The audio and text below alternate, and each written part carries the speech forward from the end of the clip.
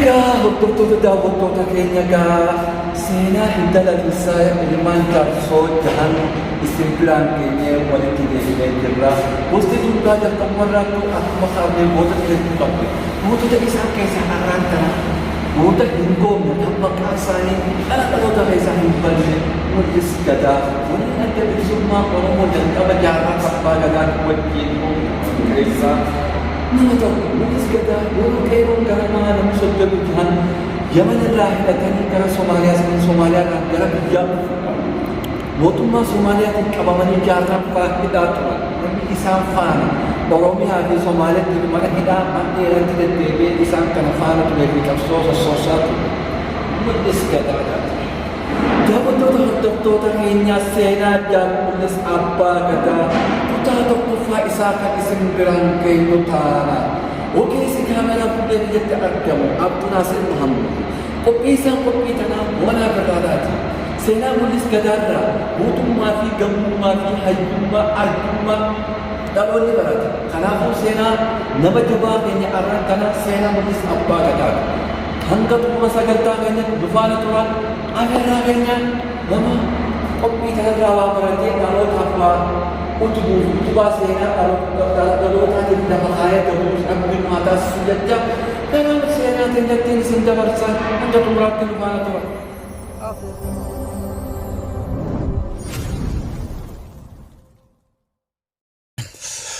Assalamu alaikum wa rahmatullahi wa barakatuh. Daawwattoota hordoftoota keenya jalqaba irratti seenaa ilmaan jaarsoo dagaa isin biraan geenyeeti jirra. Ammas qophiin keenya akkuma itti fufetti jira. Har'a kutaa lammaffaa keessatti kan isinii dhiyeessinu seenaa Mul'is Gadaa maqaan kan dhaloota Aadam Tokkaallee Alii jechuudhaan beekama. Haa ta'u ammoo kan inni ittiin beekamu qabsoo Oromootiif uummata Oromoo biratti Mul'is Abbaa Gadaa jechuudhaan beekama.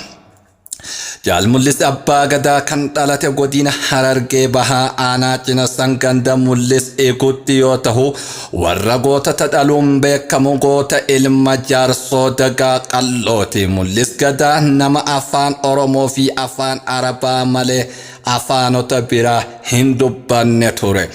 Garuu abshaalaa fi gamna gameessotaati qabsoo Oromootiif biyya Arabaa biyya Somaaliyaatti Kiraay Amaaraa fi bikka adda addaa iddoo inni hin dhaqin hin jirtu dhugumatti falmaa mirga qabsoo Oromooti ture gameessi kuni.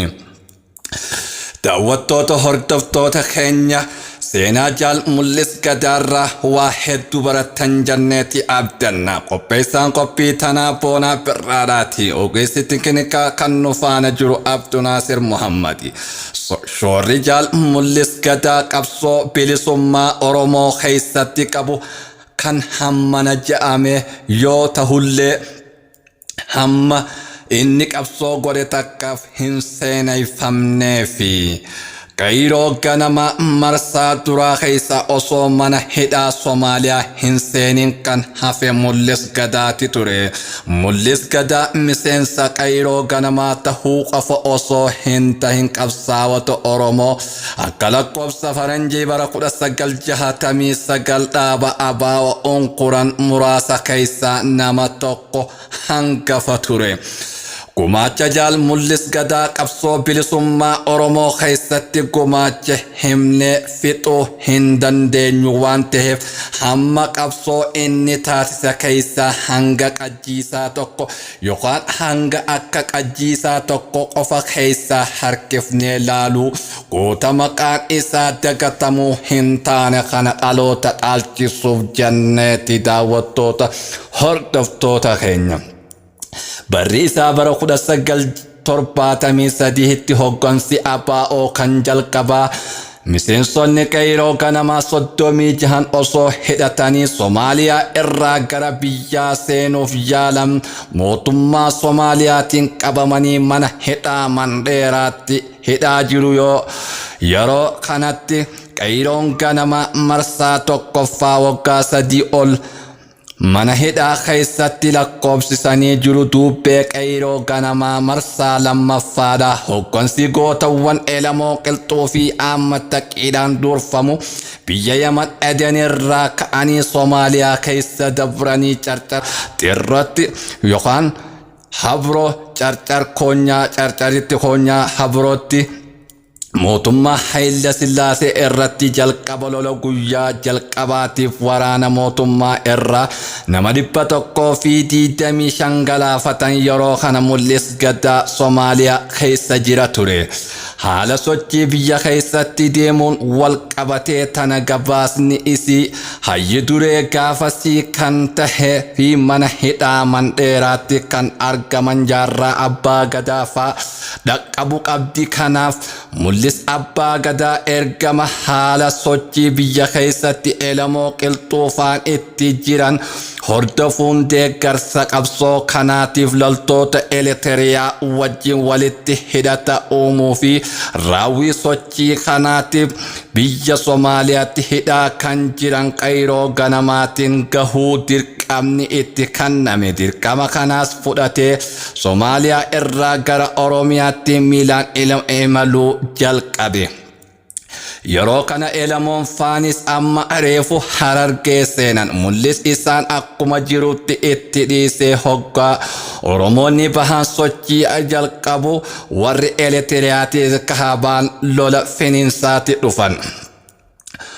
Mootummaa Haayile Sillaasee kuffisuuf murteeffatan. Osuma Eletiriyaan naannoo kaabaatti lolaa jiru Elamoo faanis xirratti qabsoo finiinsaa jiraachuu fi waraana mootummaa irraa nama 125 ajjeesuun raadiyoon biyyattii guutuutti dhageessisuutu dhagahame.